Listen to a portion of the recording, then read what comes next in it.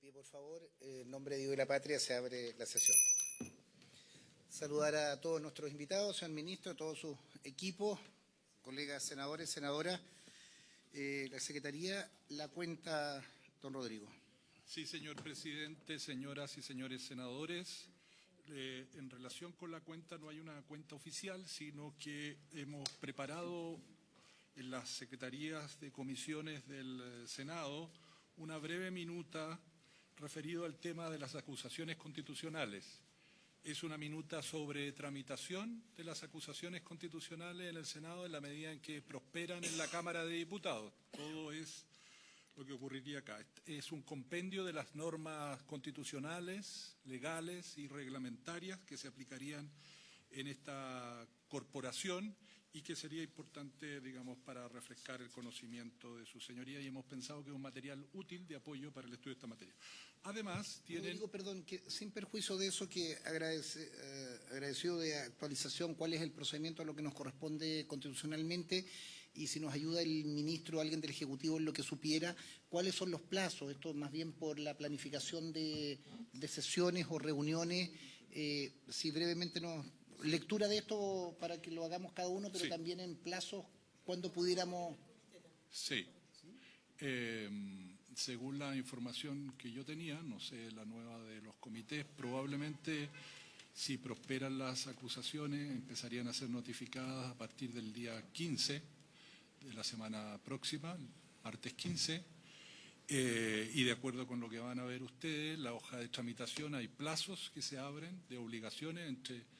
Una vez dada cuenta en la sala del Senado, supongamos la primera, si pasaran por día, deberían fijar la primera sesión entre el cuarto día y el sexto día de realizada la notificación en la sala.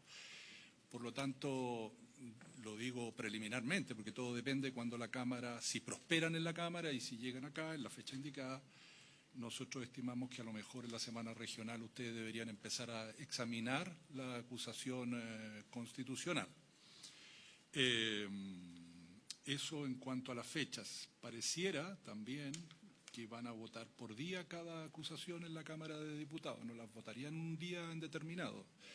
Entonces, si eso es así, las eventuales notificaciones se recibirían los días 15, 16 y si prospera también la tercera, el día 17, porque la Cámara tiene 24 horas de una vez adoptada la decisión para notificar.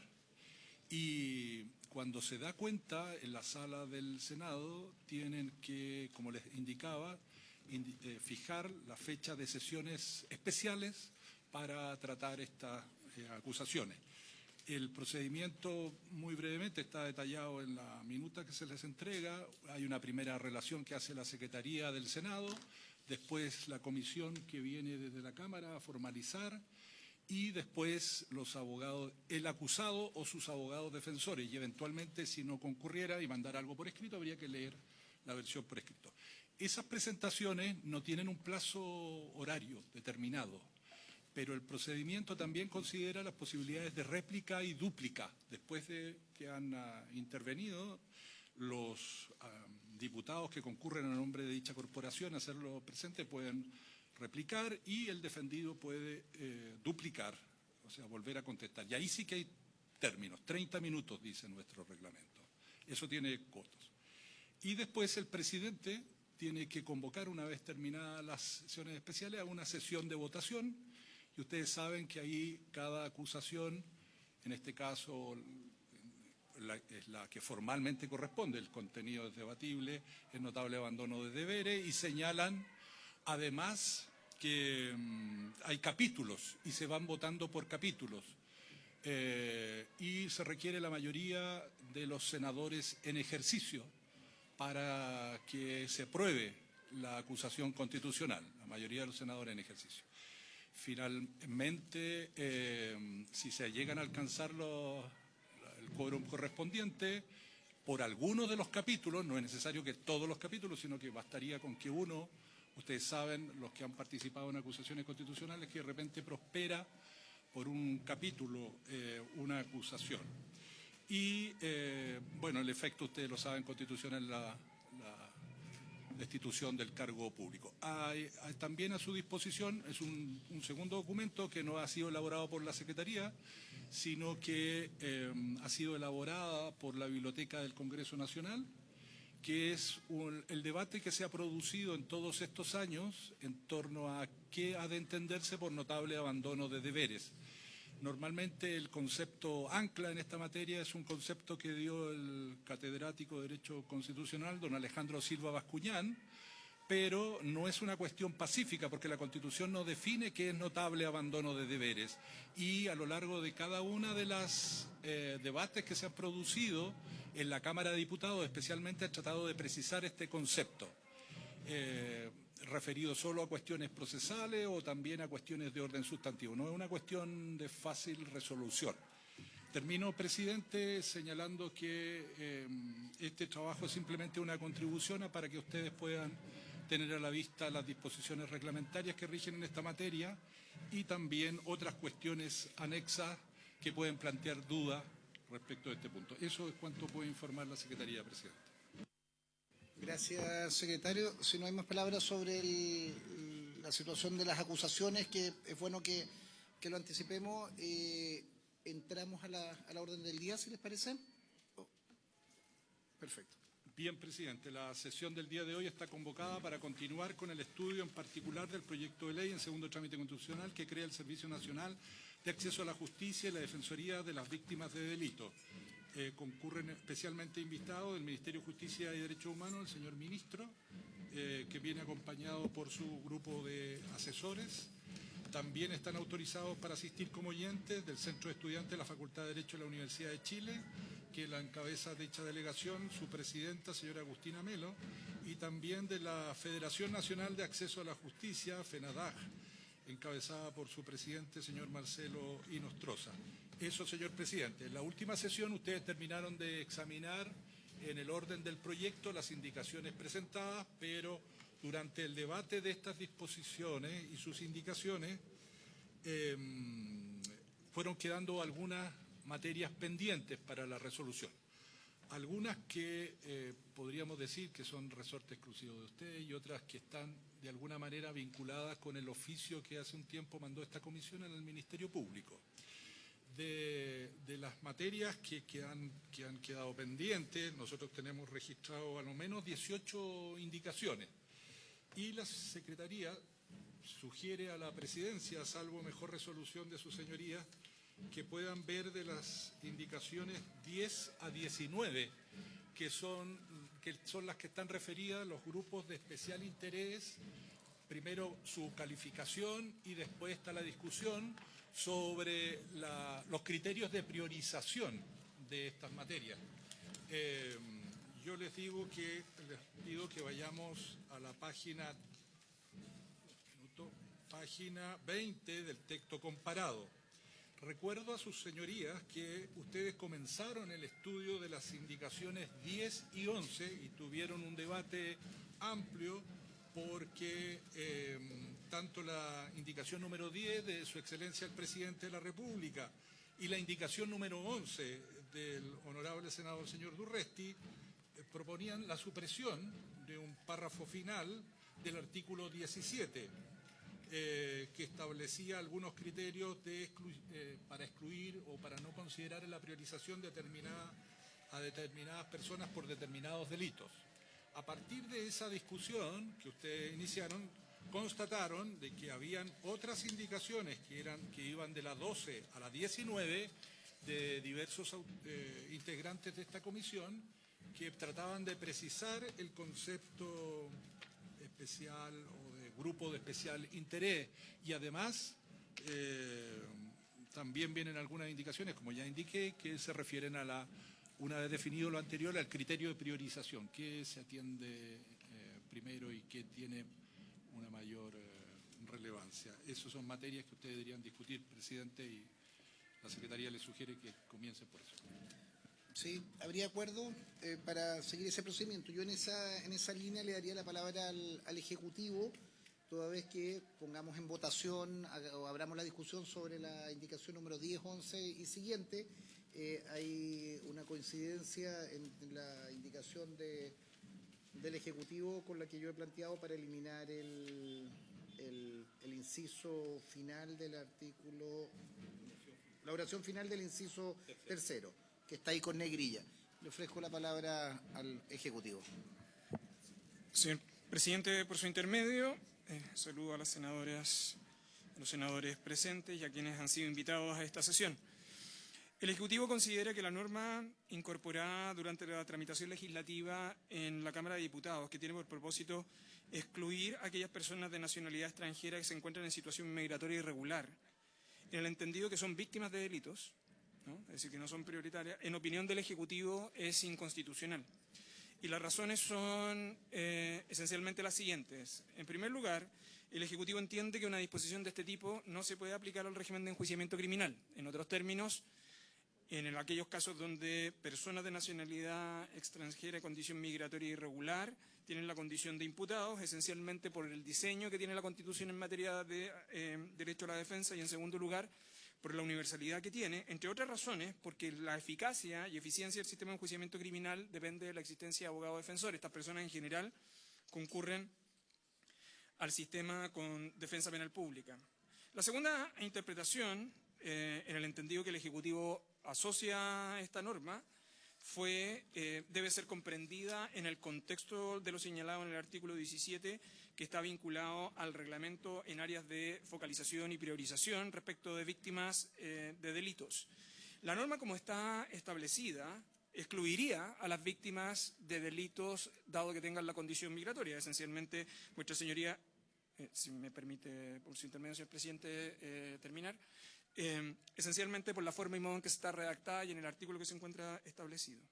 Pero en cualquier caso, dado el sistema de derechos fundamentales que se encuentra establecida en la Constitución, aquellas personas que en la manera en cómo se encuentra construido el derecho a la defensa y el acceso a la justicia en el 19 número 3, la discriminación por nacionalidad con indiferencia a la situación migratoria es, una opinión del Ejecutivo, una discriminación de orden constitucional que violenta el artículo 19 número 3 de la Constitución y que no tiene justificación plausible ni en el texto constitucional ni en ninguno de los tratados suscritos por el país.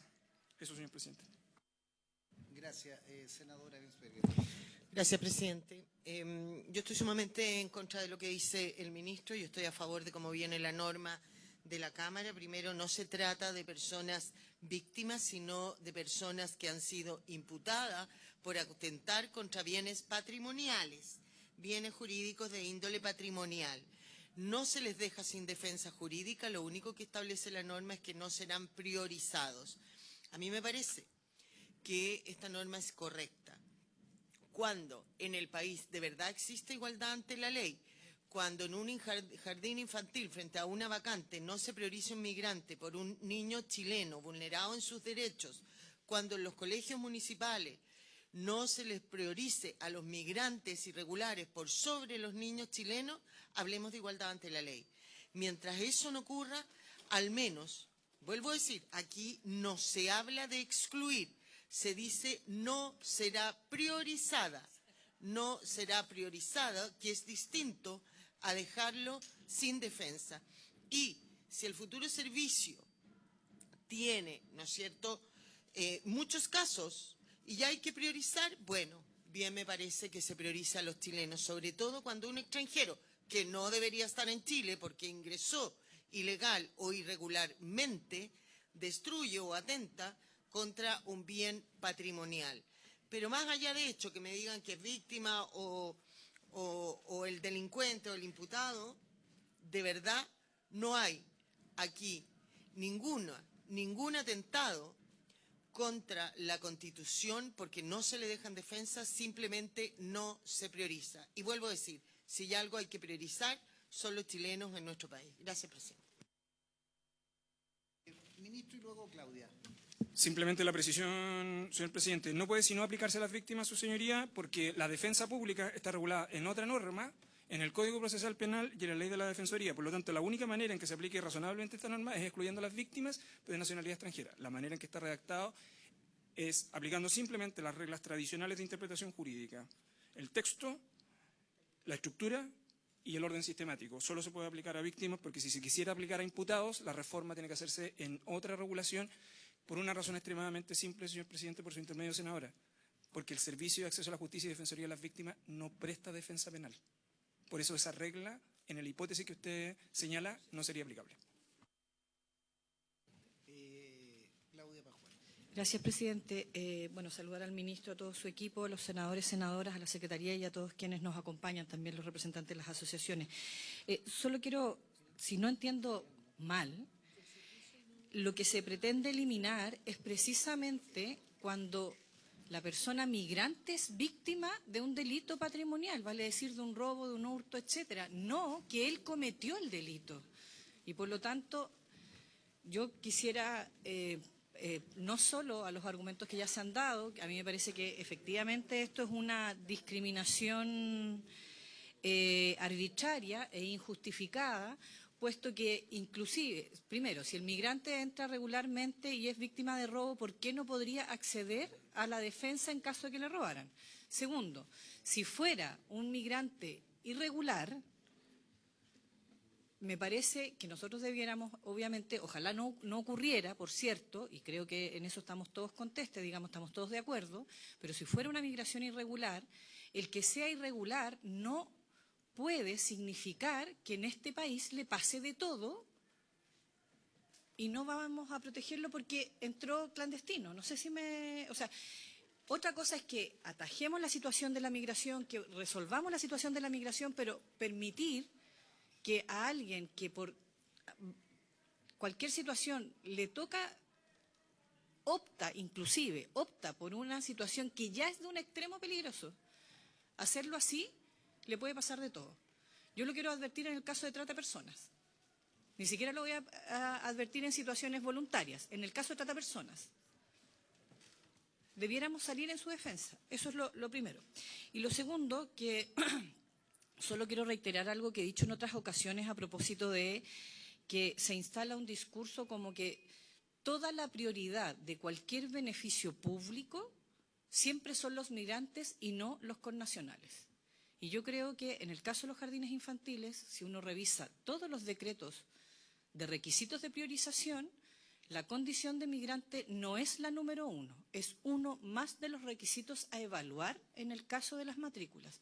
¿Por qué quiero decir esto? Porque está la condición socioeconómica, porque está la situación de vulneración de los padres, de los hijos, de las madres, por cierto, etcétera, etcétera. Entonces, son una serie de criterios, porque si no aquí seguimos apelando a un discurso que puede dar rédito, sobre todo que estamos a unas pocas semanas de una elección, puede dar rédito en lo electoral, pero en estricto rigor no es la realidad del 100% del país. Y creo que desde esa perspectiva yo de verdad, insisto, ojalá tuviéramos la discusión de cómo construir más salacunas y más jardines infantiles, de cómo poder efectivamente hacerlos asequibles a todos. Por cierto, tener una migración totalmente regulada, pudiéramos tener también todo el control de las situaciones criminales que tenemos hoy día en el país, que no son sinónimo de migrante, por cierto, pero lo digo porque si no, efectivamente empezamos a dar los debates con un poco de juicios o de situaciones que no dan cuenta de la totalidad, digamos, de la realidad que da en nuestro país. Pero, insisto, en relación a lo que propone la indicación tanto del Ejecutivo como la suya, presidente, la víctima del delito patrimonial, en este caso, es el migrante, no al revés, no es el que la ejecuta. Por lo tanto, a mí me parece, estoy total y absolutamente de acuerdo con la eliminación de este inciso. O sea, perdón, de esta frase al final del inciso. Gracias, presidente. Yo insisto que yo voy a votar en contra de la indicación del Ejecutivo y del senador Durresti. Vuelvo a decir, aquí no hay una norma que esté dejándolos fuera de la defensa, sino que simplemente se está asegurando que no tengan prioridad, es decir, que se pongan a la fila con los chilenos. Lo que la senadora acaba de decir, a diferencia, y yo mañana le voy a traer el instructivo que existe de la Junji, en que en el primer lugar están los niños hijos de migrantes, con otros chilenos, efectivamente, pero en segundo lugar están, por ejemplo, las hijas de menores que si eso no es prioridad para usted, yo no sé qué significa. En la región de Tarapacá, que yo represento, la prioridad es clara.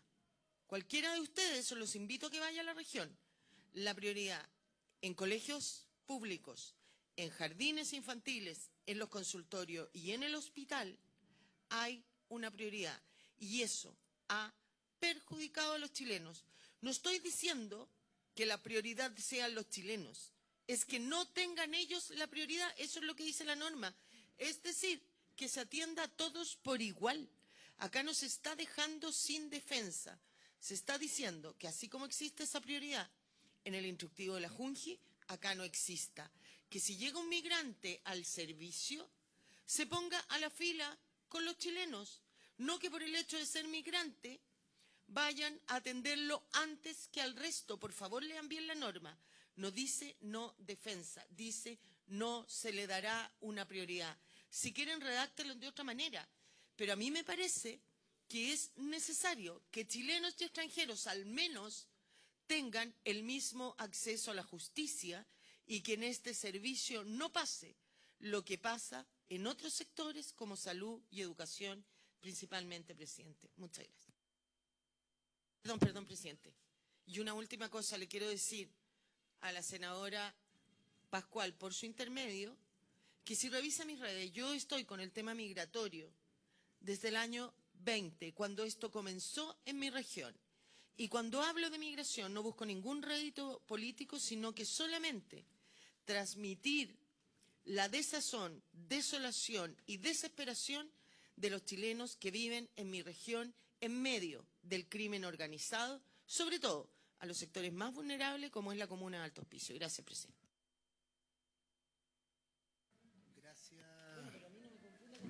Gracias, senadoras.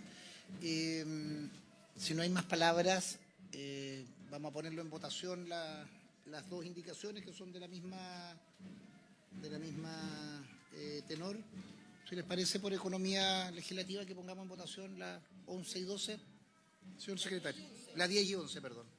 10, ya. El señor presidente pone en votación las indicaciones 10 y 11. Senadora, señora Pascual.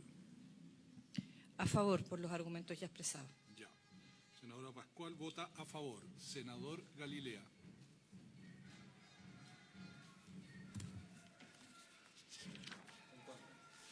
En contra el senador Galilea. Senadora Bensperger. En contra. Vuelvo a decir que lo único que establece la norma que viene de la Cámara es la no priorización. De aprobarse la indicación del Ejecutivo y del senador Durresti, entenderíamos entonces que lo que están aprobando es que a los migrantes le den una priorización en el trato, lo que me parece que eso sí atenta contra la igualdad de la ley y la Constitución. En contra. En contra. Senador Durresti. A favor. Resultado de la votación. 2 votos por la afirmativa, 2 votos en contra. Hay un empate. El empate que se produzca se resuelve como sigue. Artículo 182. Producido en una votación, esta se repetirá de inmediato. Si nuevamente se produce, se dará la proposición por desechada si se trata de un asunto cuya urgencia venza antes de la sesión siguiente. En los demás casos quedará para ser definida en el tiempo de votación en la próxima sesión. Ministro,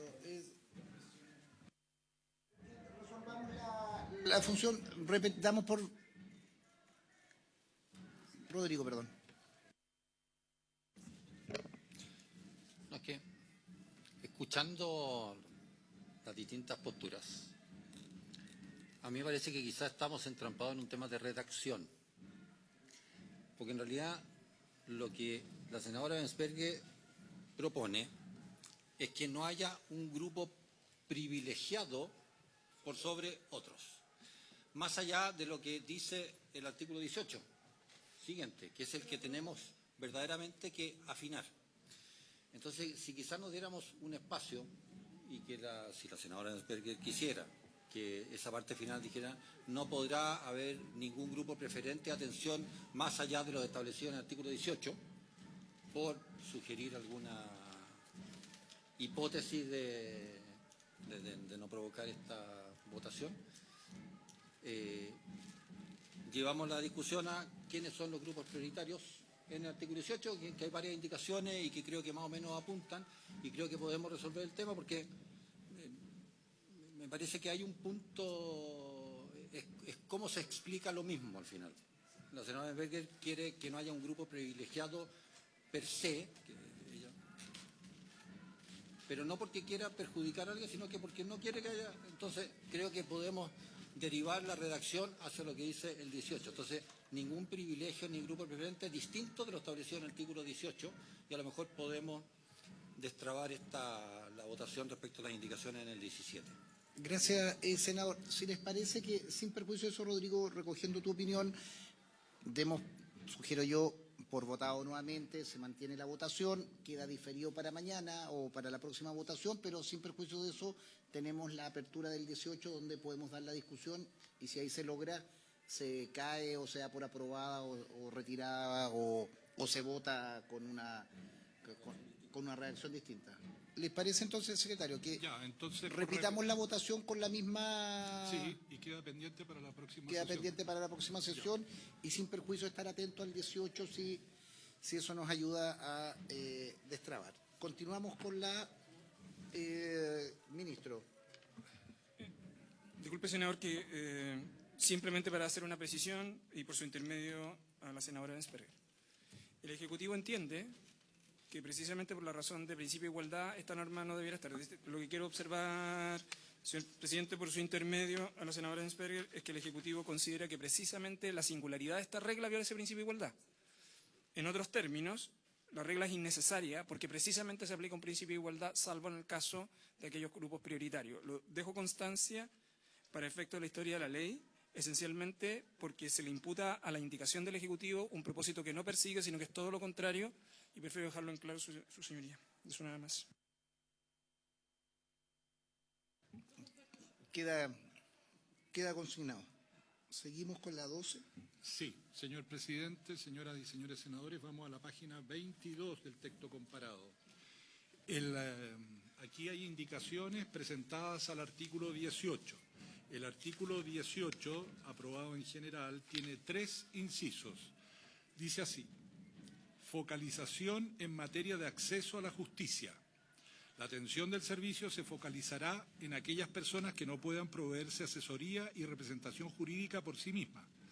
Para la determinación de dicha condición se atenderá, entre otras, a la condición de vulnerabilidad en los términos de lo dispuesto en el numeral tercero del artículo 2 de la Ley 20.530 y a la calificación socioeconómica efectuada conforme con la información contenida en el Registro Social de Hogares, de conformidad con su reglamento. Este primer inciso no tiene indicaciones.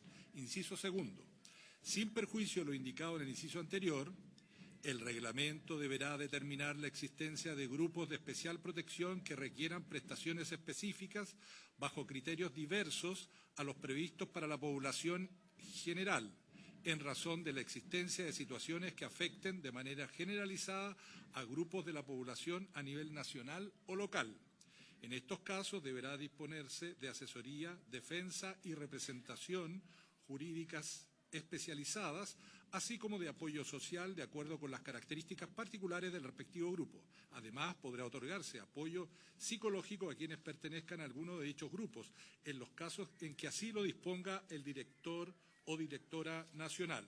Respecto a este inciso segundo, se ha propuesto 3 indicaciones. La indicación número 12 del honorable senador señor Galilea, la indicación 12A de la honorable senadora señora Pascual y la 13 de la honorable senadora Ensperger. Voy a leer cada una de estas indicaciones. La primera, del honorable senador Galilea, sustituye la frase que aparece en negrilla, indicada en el texto aprobado en general, por la siguiente. Se considerarán como grupos de especial protección los menores de edad, adultos mayores y personas en situación de discapacidad. Quedaría así: sin perjuicio de lo indicado en el inciso anterior, se considerarán como grupos de especial protección los menores de edad, adultos mayores y personas en situación de discapacidad. Y después el inciso continuaría tal como aparece el texto aprobado en general. Hay una indicación de la honorable senadora señora Pascual para intercalar entre la expresión razón de y la existencia, que está dentro del texto que aparece destacado en negrilla, la siguiente frase: lo que los tratados internacionales de derechos humanos ratificados por Chile incluyen en dicha categoría y quedaría así: en razón de lo que los tratados internacionales de derechos humanos ratificados por Chile incluyen en dicha categoría y la existencia de situaciones que afecten de manera generalizada a un grupo de la población a nivel nacional o local. La indicación número 13 de la honorable senadora señora Sperger agrega... Sí, claro. Presidente, yo voy a retirar mis indicaciones 13 y 14, 13 por ahora, 13. porque me quedo con la del senador Galilea. Ya. Claro, está entonces retirada la indicación número 13.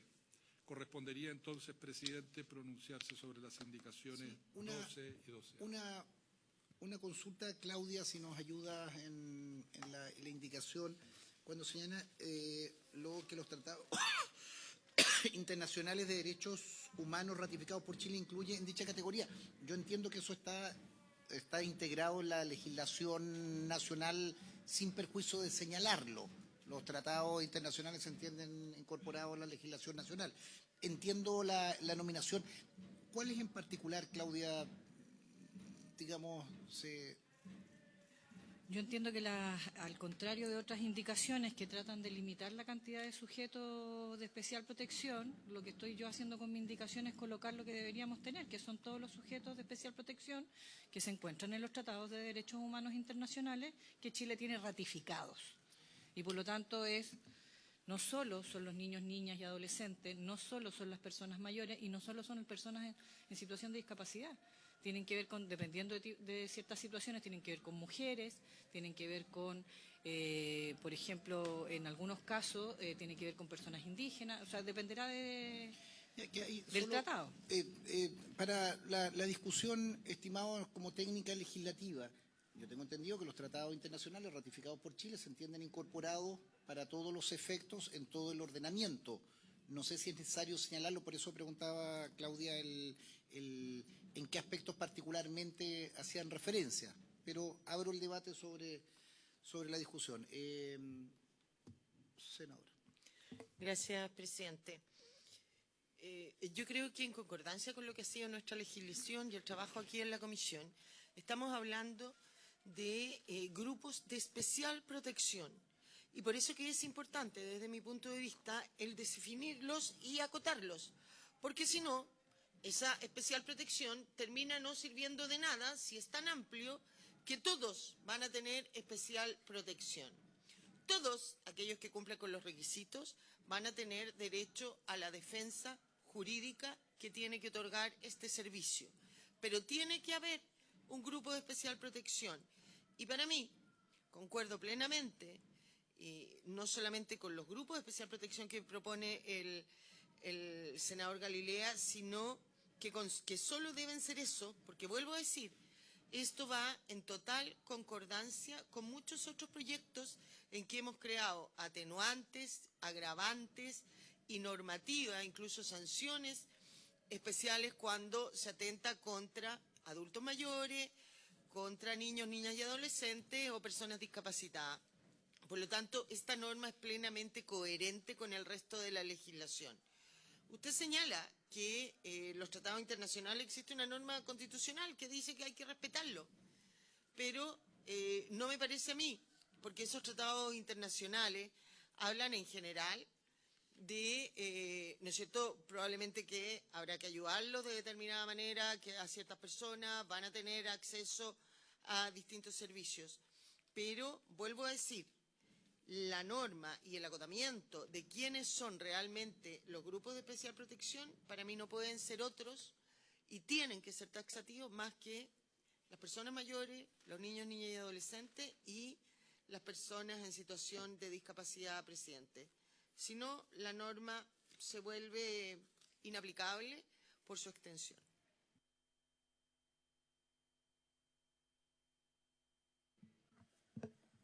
Señor presidente, por su intermedio, el Ejecutivo quiere contextualizar el contenido de esta regla. El contenido de esta regla fue objeto también de discusión durante la tramitación en la Cámara de Diputados. Y hay que distinguir esta regla de la norma del artículo 19, que es una regla de priorización en el caso de víctimas, ¿no? En el caso de víctimas, la regulación, como quedó aprobada en la Cámara, es mucho más específico que en acceso a la justicia en general.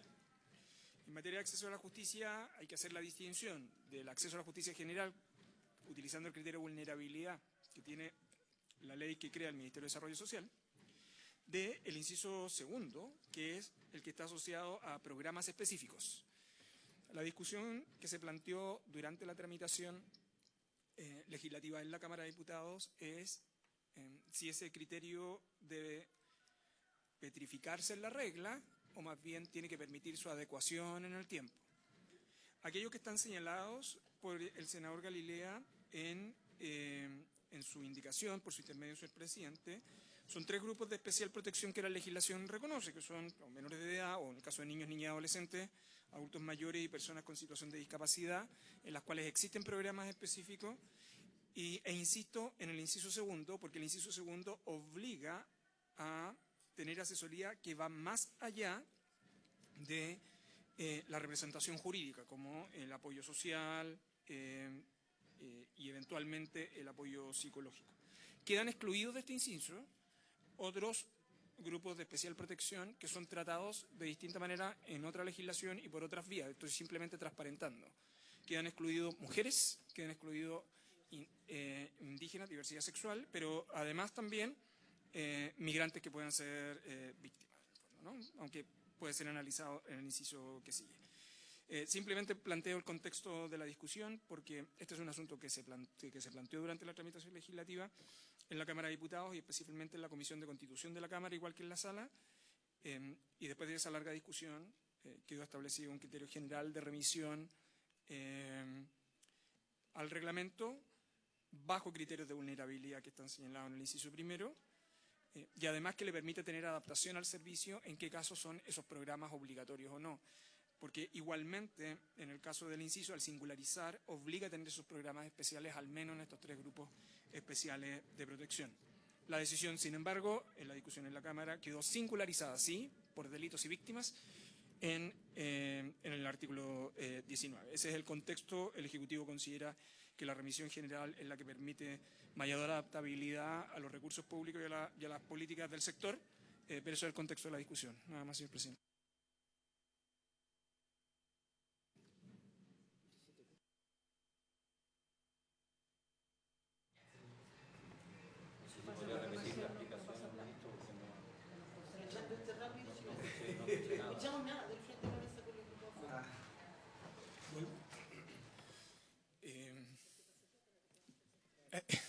Por su intermedio, señor presidente.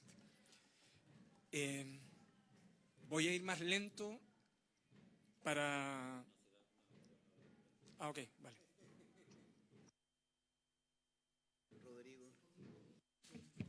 Lo que pasa es que repasando aquí de alguna manera, presidente, interactúan el artículo 17 a propósito de la indicación y la discusión planteada por la senadora Bensberger. El 18,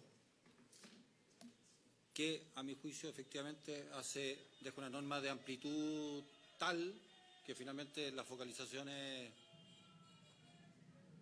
o la priorización no tiene ningún borde. Pero después está el artículo 19, que en la práctica se remite, corríjame ministro, al mismo 17, dejándole responsabilidad al reglamento de cómo actuar frente a determinados delitos y, en fin. Entonces, quizás, estoy hablando en borrador en voz alta, así que quizás debiéramos simplificar todo esto, eliminando derechamente el artículo, la parte que yo propongo sustituir, y dejándolo establecido tal como viene en el artículo 19, que prácticamente, entiendo, no tiene indicaciones de reemplazo. Entonces, si le damos una solución al 17, 18, 19, eliminando cosas más que sumándole, podríamos llegar a un razonable acuerdo en el que sí la potestad reglamentaria a través del reglamento va a tener que, bajo ciertos criterios que son los establecidos en el artículo 19, los que determinen eventuales priorizaciones en base a ciertos delitos más que grupos. Pero dejo abierta la discusión.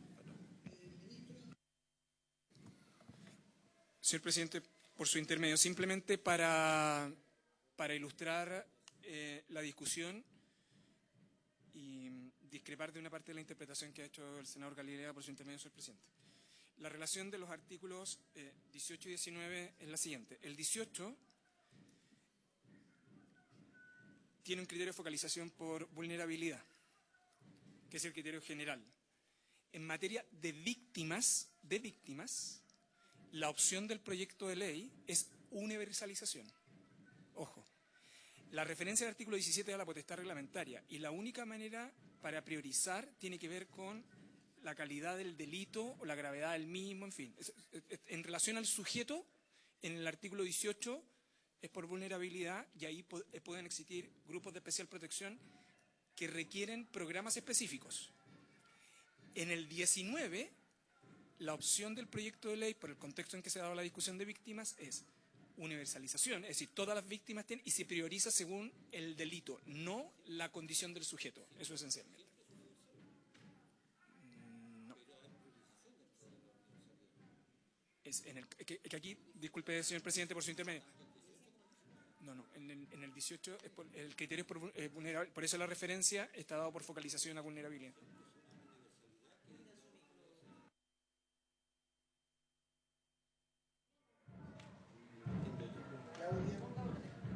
Gracias, presidente. Yo lo primero que quiero decir es que entiendo que el artículo 18 está hablando del servicio de acceso a la justicia. El servicio de acceso a la justicia es distinto a la sola defensoría de las víctimas. ¿Por qué? Porque el servicio de acceso a la justicia, tal cual como nos fue presentado desde el principio de este proyecto, hablaba incluso de situaciones en las cuales no tienen que ver con una situación que se resuelve en sede penal o en sede jurídica, sino que pueden ser situaciones de atención psicológica, situaciones de derivación a un programa que por condición socioeconómica le permitiera llegar, digamos, a un beneficio del Estado, donde inclusive, yo entendí, si entendí mal, me corrigen por favor, el servicio no solo va a tener las mismas líneas de trabajo que ha tenido hasta ahora, por ejemplo, en la atención, las corporaciones de asistencia judicial, sino que, por ejemplo, generar el ámbito de la justicia, creo que se dice restaurativa, ¿no? Desde ese punto de vista. Desde ese punto de vista, en justicia restaurativa, cuando tenemos problemas entre vecinos y no fueran sujetos de especial atención, los ratificados por los tratados internacionales, o sea, los tratados internacionales ratificados por Chile, pudiéramos no estar resolviendo un problema, ejemplo, en un CITE de Santiago que combina vecinos migrantes con vecinos chilenos. Y es necesario llegar ahí para no a otra situación. Entonces, la focalización del servicio de acceso a la justicia es distinta a la del artículo 19, que plantea la defensa en víctimas de delitos propiamente tal y que luego prioriza en función del tipo de delitos.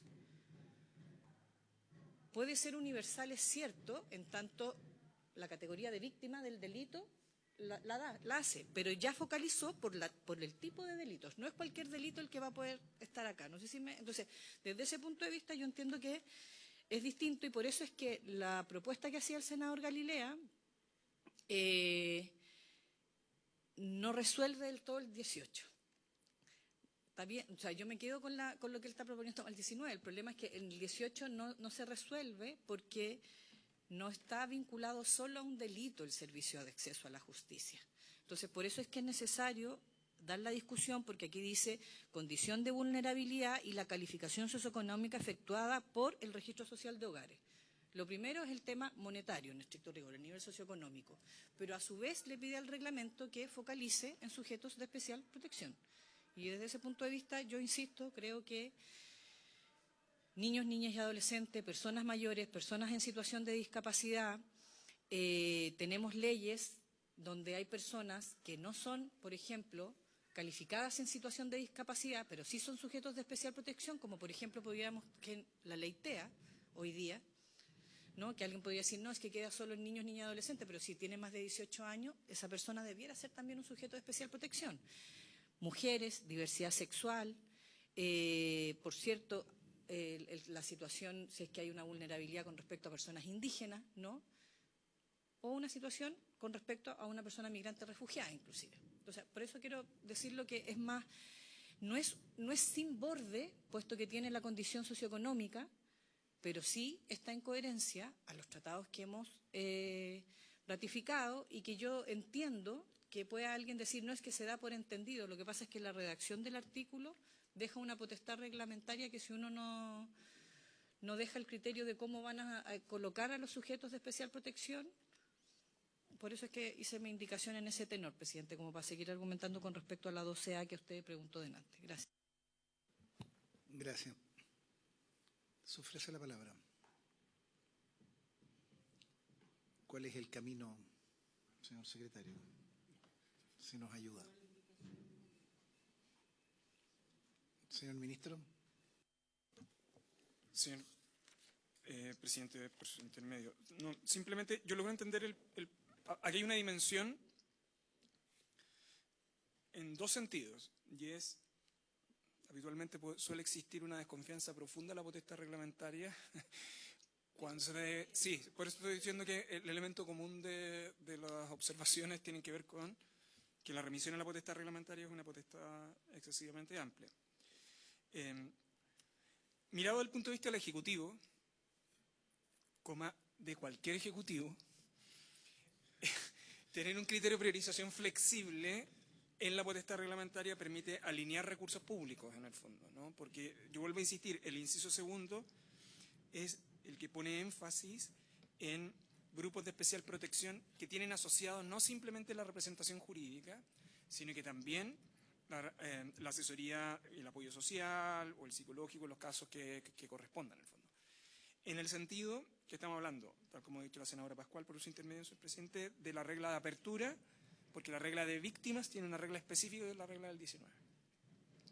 En este ámbito es necesario priorizar. El primer inciso es el que prioriza vulnerabilidad, que es el criterio general.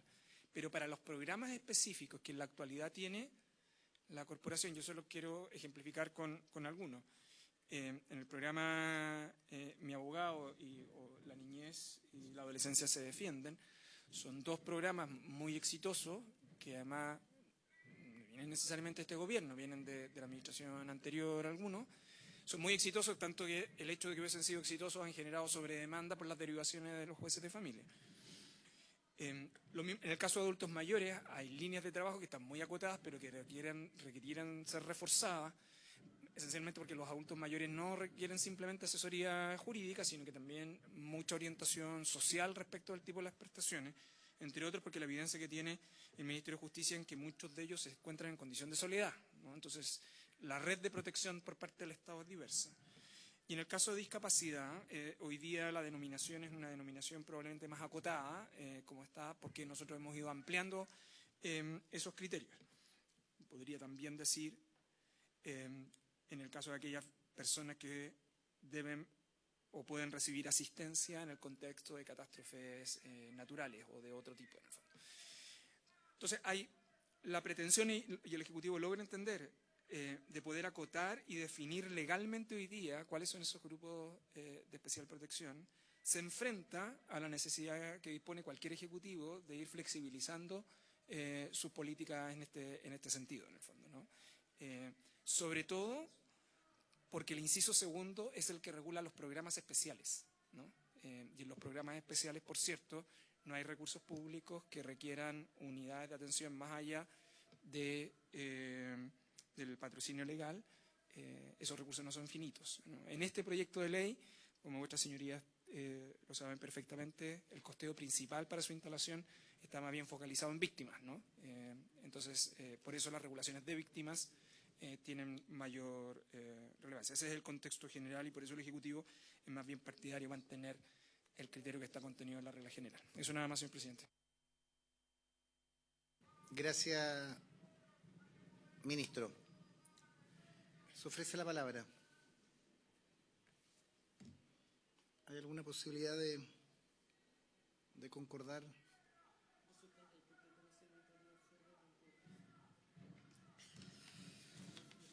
Sí, ministro. Solo para ir facilitando, Sí. tomo el punto de no mezclar 19 con 18, Sí.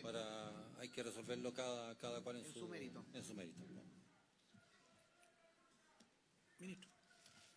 Señor presidente, por su intermedio, y simplemente como sugerencia, si le parece que quizás podamos precisar en víctimas primero y luego volver al 18, porque víctimas es un grupo muy específico que tiene ciertas características. No es que sea más fácil, que yo creo que es más concreto de mirar, o sea, tiene una expresión concreta muy clara. Claro, y luego volver sobre el 18. Me parece bien para poder destrabar. Secretario, démosle lectura al 14A.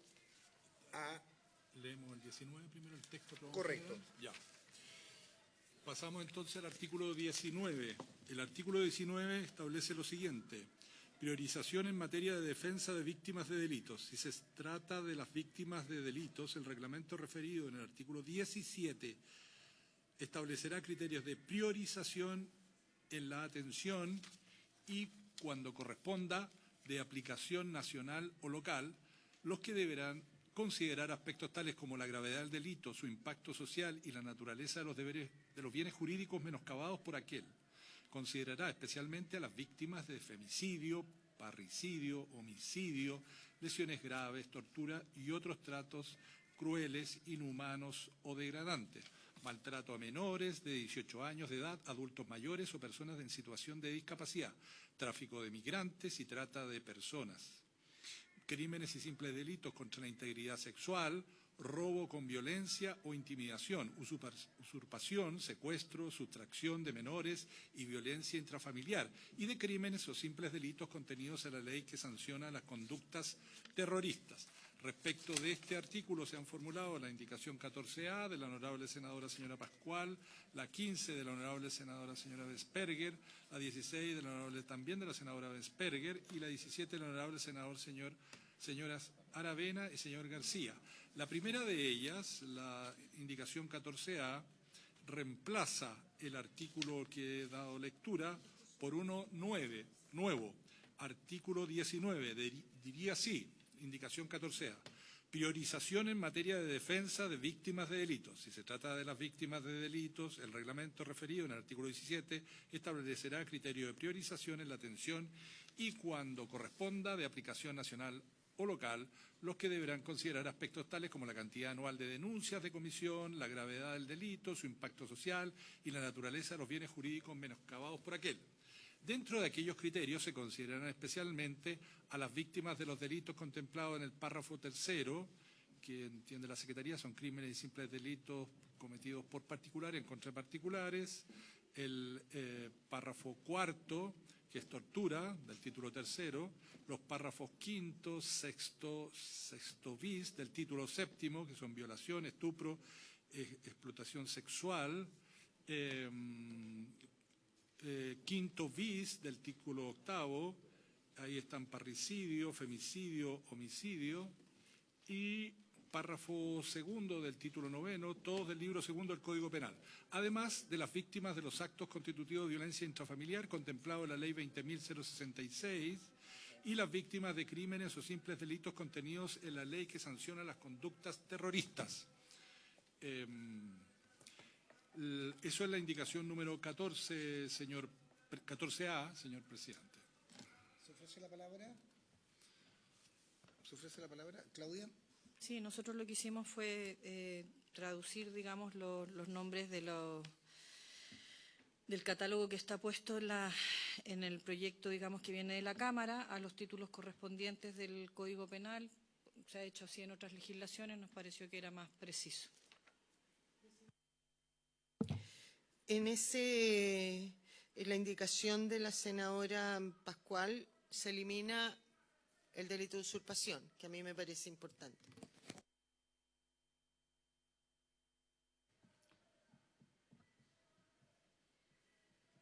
Ejecutivo.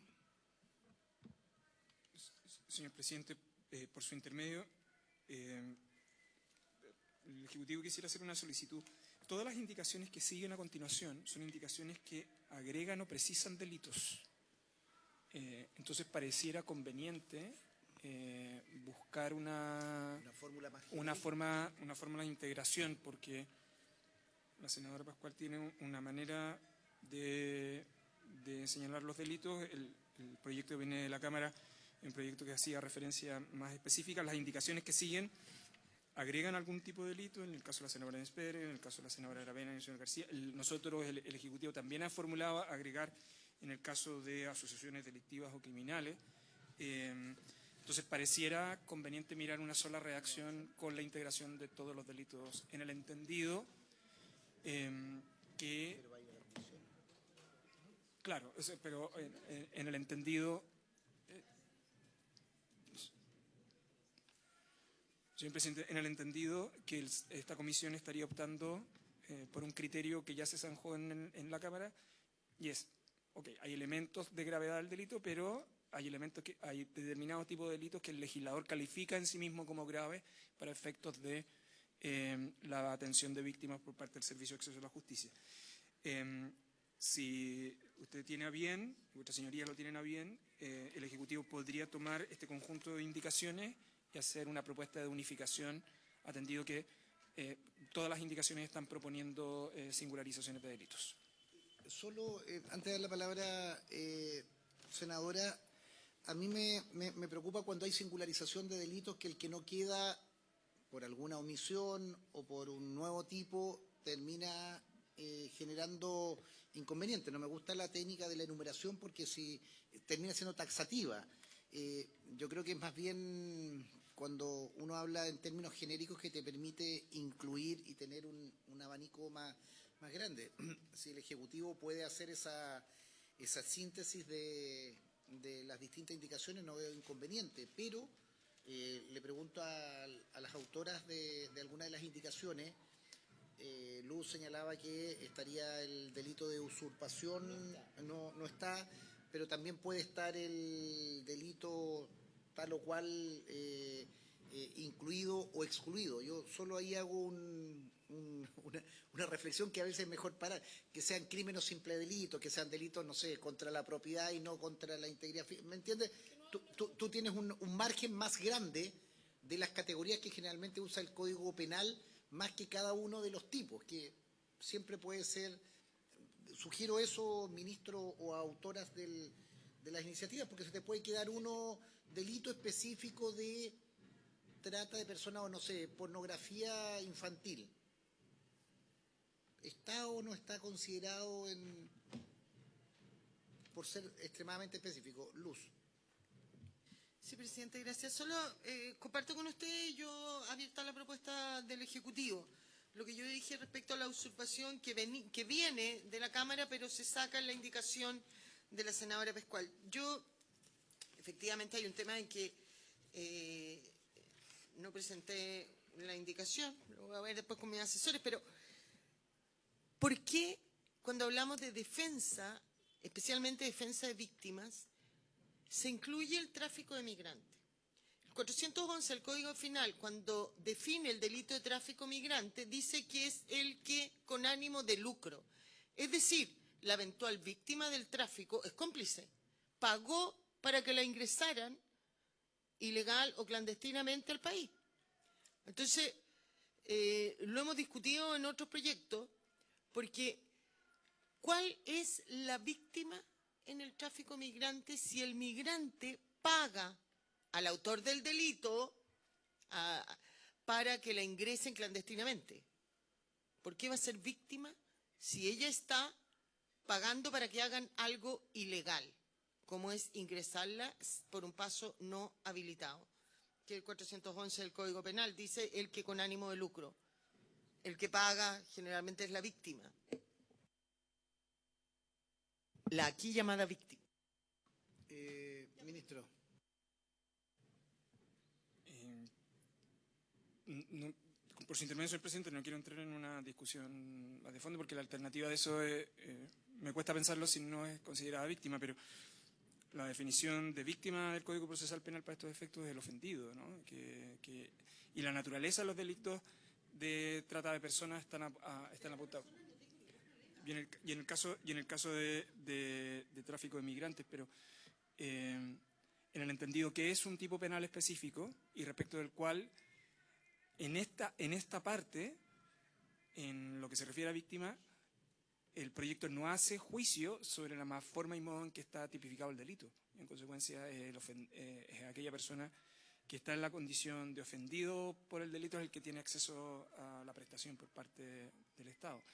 Porque aun cuando tuviera la condición de cómplice, aún siguiendo su argumento, esa es una persona que también tiene derecho a la asistencia legal, pero esta vez por la Defensoría Penal Pública.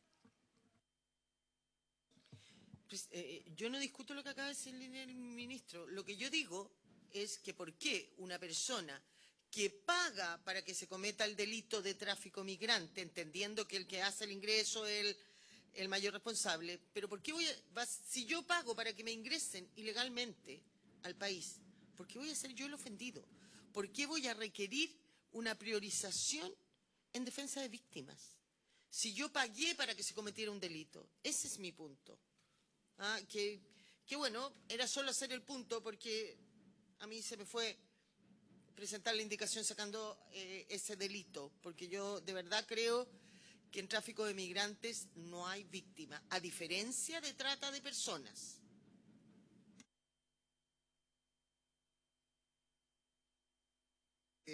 Claudia. Disculpe, presidente, yo entiendo y entiendo, digamos, que uno quisiera... A ver, el fenómeno es muy complejo, pero yo me pongo en el lugar de alguien que ingresó, que está acá y que quiere traer a sus hijos y que por distintas circunstancias no estoy apelando a que lo fomentemos, pero creo que el tráfico de migrantes, la trata de personas, el fenómeno de la migración, inclusive más general, pero tiene fenómenos mucho más complejos que no se resuelven siempre en blanco y negro, en el sentido de... si es una mujer que quiere traer a su hijo, por ejemplo, o a su hija, y le paga a los llamados coyotes, por así decirlo, para que lo ingresen, claro, esa mujer está corriendo un riesgo enorme, está cometiendo una situación que es absolutamente ilegal, pero es con con la necesidad de reencontrarse con un hijo, con una hija. No sé si entonces, no quiero no creo que aquí vamos a calificar y nos vamos a meter en cada uno de los temas, pero por eso es que debiera estar como contemplado que pudiera ser. Por cierto, el servicio y la Defensoría van a tener la posibilidad de poder estudiar el caso a caso y resolver si acaso amerita o no amerita su defensa. Lo digo porque es bien compleja, digamos, la situación. Y esto, por favor, dista muchísimo, muchísimo, muchísimo a la situación que tenemos y que se tiene en nuestro país, que tiene que ver con las situaciones criminales, con las situaciones de otro ámbito. Lo digo para no profundizar a lo mejor en una falsa diferencia, digamos. Yo en eso no tengo ninguna diferencia. Yo creo que efectivamente si aquí el ingreso ilegal es de todas las facciones de un clan de narcotraficantes, por cierto que tendremos que ir con todo, pero si esto es una situación individual, de una situación familiar, que lo resolvieron mal, hay gente que toma malas decisiones también en la vida, en esta materia. Y si no, es cosa de ver cómo es la situación de migración hacia Estados Unidos de todo Centroamérica. Y ahí se ven casos tremendos. Entonces, yo frente a eso apelo, digamos, a esa apertura, nada más. Solamente decir que en el ejemplo que ha dado la senadora Pascual, esa mujer, ese padre, esa hermana que están desesperados por volver a juntarse, la solución la tienen en la propia ley migratoria, que es la reunificación familiar. Esa persona que quiere traer a un hijo, un hermano, un padre, a su marido, no necesita contratar un coyote. Tiene que solicitar la reunificación familiar. ¿Qué es lo único que yo digo acá? No protejamos a falsas víctimas. Estamos en la orden del día. Ministro, yo le pediría si podemos buscar alguna fórmula, insisto, reitero, para no quedarnos o pasarnos con algún artículo, buscar tal vez una fórmula que dé categorías de determinados marcos de delitos para efectos de tener una fórmula más adecuada a este proyecto. Habiéndose cumplido el objeto de la sesión, se levanta.